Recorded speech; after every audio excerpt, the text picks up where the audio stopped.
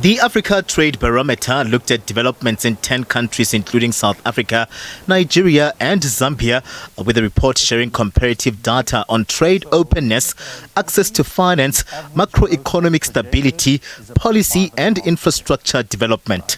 It looked particularly at SMME's data from these countries, representing 66% of the continent's GDP. Some of the big sort of highlighted results would include, firstly, that infrastructure, basic infrastructure, what I call basic needs for business, is particularly problematic. And the most problematic across the 10 countries is power, right? And power outages, of course, are the culprit there.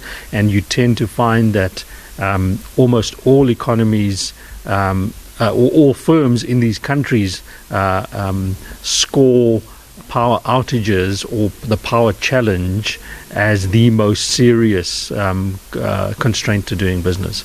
The barometer serves to complement the work of the African Continental Free Trade Area.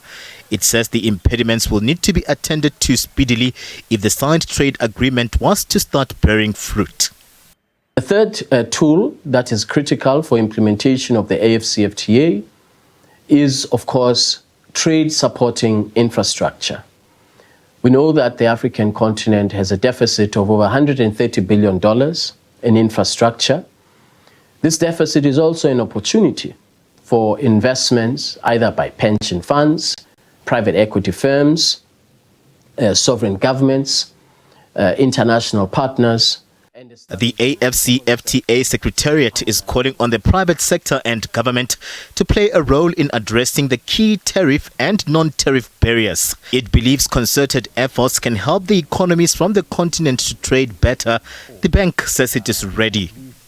We're also seeing green shoots coming through with big investment projects starting to happen around rail with the SGR in East Africa, road infrastructure projects in Zambia, Mozambique, big infrastructure starting to happen, investment around ports in some of the African countries. So it's not just negative, there's certainly some positives starting to come through. The barometer also reveals that despite challenging macroeconomic conditions, business confidence is slightly positive across the 10 measured markets, increasing marginally from 57 points in September 2022 to 58 points in May 2023.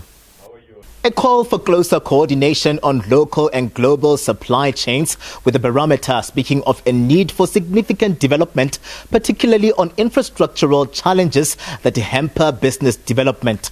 An agreement that this power crisis has to be a thing of the past if these countries under the AfCFTA were to thrive.